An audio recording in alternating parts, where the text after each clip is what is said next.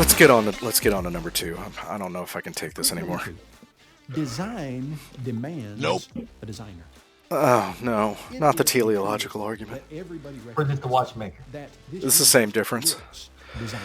In fact, when we see the various different aspects of nature, and we see birds and go ahead. I should have worn my shirt. My shirt, dude. It said, "Just look at the trees." And it's got trees on it. I gotta get this. Go get it. I'll wait. I made this shirt just for this argument. Hang on. A little bit. There you go. Dude, the irony is... The trees, John. Yeah, oh, just... The trees. Oh, the trees. I believe now. PJ, I believe in the Jeebus. Or, It's squirrel. Mustafa. I know, right? They're tired of this argument. Alright.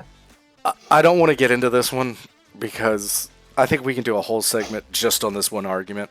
Yeah. So let's get through it. Squirrels and trees, and we see all of the things that they do so well. Many times, we as humans, we try to copy and mimic that design, but often we don't do nearly as well as the design that we see in nature. The design was a process of time and evolution. It had nothing to do with Jesus. I refuse to use the word design when explaining these processes anymore because people will not be charitable in the way they interpret what I say. You said design. There has to be a designer. And by designer... Yeah, time and evolution. And they will go... No, by designer, they mean an intelligent agent. Specifically. Because they'll... Yeah. I'm not getting into the minutia of this because I've literally written like small novels about this to people, and it always ends up in a gish gallop from one fallacy to another. And so, like, I don't. But Velcro. No, let's just keep going. We look at the design of the human body and the human hand and the arm and the leg and the brain, and we see that those are some of the most advanced, technologically savvy pieces of equipment ever put together, and we try to... We eat and breathe through the same hole. No, dude, don't. Just... We try to mimic them and copy them, and we can't do it as well. Why? Because we could do it better, dude. I could give you in 30 seconds better design for a human than we have right now. The breathing and eating tube, there's one, separate them. You've just reduced the amount of choking hazards. Let's get the fun factory away from the waste management facility. And how about we divorce it from the reproduction center? Oh, no. This is a separate video. And you know what? We have to contribute something to even if it's just a moment of our time. Bruh. Okay, how about that? How about this? These. You see these? I have to, right now, your face is a blur. The only reason I know it's a human in that little video window on my screen is because the colors change enough that I can make out the rough outline of your body, and it appears human. Design. You stupid fucking morons. Yeah, but Tim. That's all I'm going to say on this right now. I'm not even going to bring out my favorite thing. What's your favorite thing? What did I just say? I did ask. Yeah, I know. No, that's different. We will cover the intelligent design. It gets its own dedicated video sometime in the future when we feel like being serious. But this is not serious time. This is laugh at the retard time. And I don't care if that's not PC. Bite me.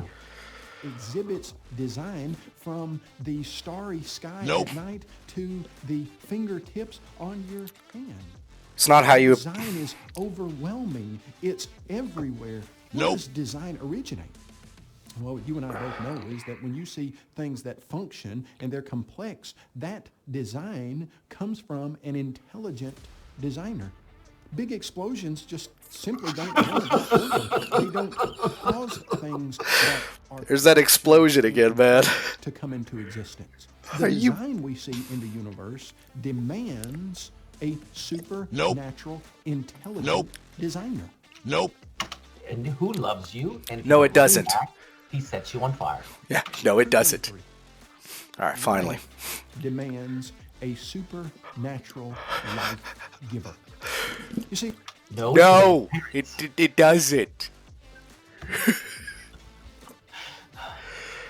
in the material world, we have come to understand that there is a law of biology called the law of biogenesis. Is that a real law? Is that a real law? Because we've already covered how laws... I think maybe he's confusing Kent Hovind for an actual scientist. Is that where all these laws come from? I don't know, but it sounds like something he would come up with. It does. It actually does. Or maybe the Powells.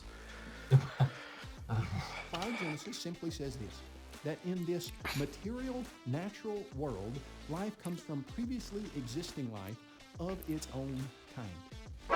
Now, when you look at how people used to think about life, they...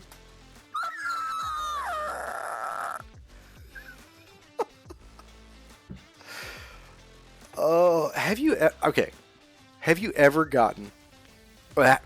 Let's preface this. If anybody in a conversation with you has used this terminology, kinds, have you ever gotten them to define what the hell they mean by kind? Yes. Did it make any amount of sense? It made sense from a biblical perspective, yes. Okay. You have bird kind, you have fish kind, you have mammal kind. What? You have that broken down into cat kind, dog kind, canines, felines. See, like just right there, that makes no sense. You said mammal kind and then cat kind, and I'm like, that's the same word to describe two completely different things. Right, but they have to distinguish between those two because we had wolves on the ark and we had tigers and lions on the ark, and those are different kinds. Oh, don't talk to me about the ark. Okay, let's just continue. This is painful. This is really painful. Keep it going. He said, no, life can arise spontaneously from non-living chemicals. And yet every single biological experiment has shown us that that simply is biologically impossible. Life doesn't You're arise wrong. from non-living chemicals. Okay. Show me an organism that we claim is alive that's not made of elements from the periodic table. Just show me this organism that doesn't have any of these elements, these non-living elements. Okay, so the problem is that And you made your point. didn't... Am I misremembering, but haven't we gotten rudimentary DNA, mRNA, stuff like that from inorganic chemicals under laboratory conditions? No. I thought we did that. Not DNA or RNA, but we have made proteins, Okay. amino acids. Those are... I thought we did actually quite mRNA. I could have swore we've done mRNA, but that's fine. It's quite possible you can build it, but it's literally just a molecule. Yeah. And it just takes a series of that's fine. I'll retract my previous no, but...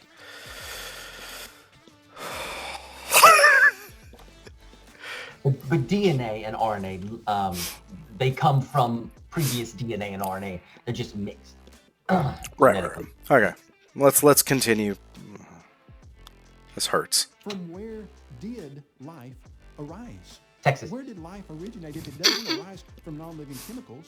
Wakanda forever! The idea that there's no God suggests to us that there had to be some singularity without a cause that exploded, and that explosion brought about design, which we've never, ever seen happen. And then, ultimately, somewhere the non-living chemicals gave rise to life. But that's biologically impossible. But life demands a supernatural creator. we are studying. It's just assertion after assertion after assertion after assertion, built upon ill-defined and understood scientific models. Okay. But he's not even using the models. He's just using the basic terminology. I don't even think he knows what the model is. I know he doesn't, but like he knows that there is a Big Bang model. He just, it's an explosion. They called it the Big Bang, so there's an explosion.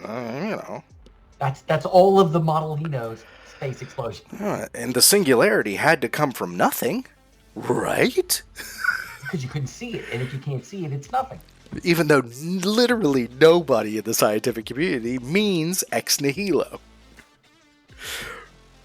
Well, yes, they do. See, that's the part you don't understand. They do. And are you sure? To explain this to you. Oh, okay. You're just not getting it. I'm sorry.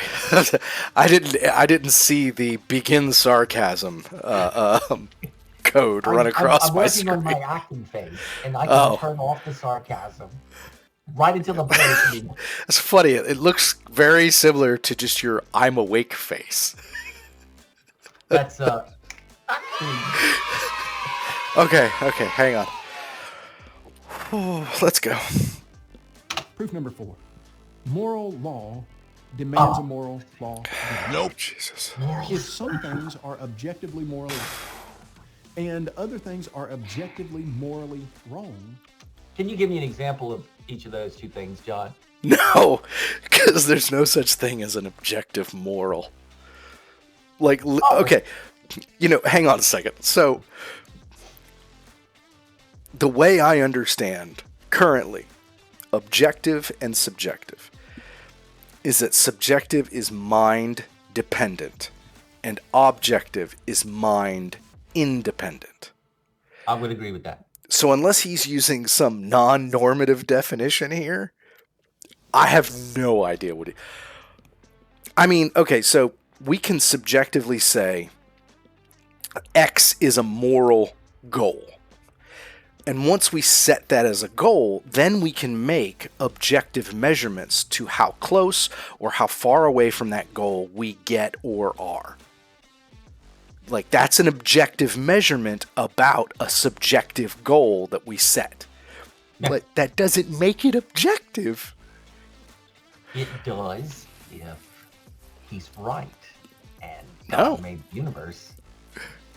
It's okay. Let's see what he says about morals. Can we? Would you mind jumping it back one tick so that we don't break his stream of bullshittery? Demands a moral law giver. If some things are objectively morally right, and they aren't. Other things are objectively morally wrong, and they're not, then there must be a God. And there isn't.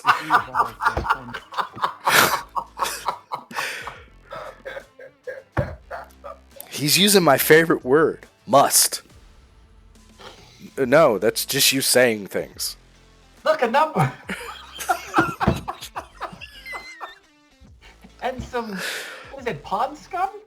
I don't know. I think his brains fell out. That looks like the camera fell down and videoed that. This is the number of people who died watching this as their brain leaked out. Oh, I know what this is. This is the number of brain cells I'm sacrificing by watching this damn video.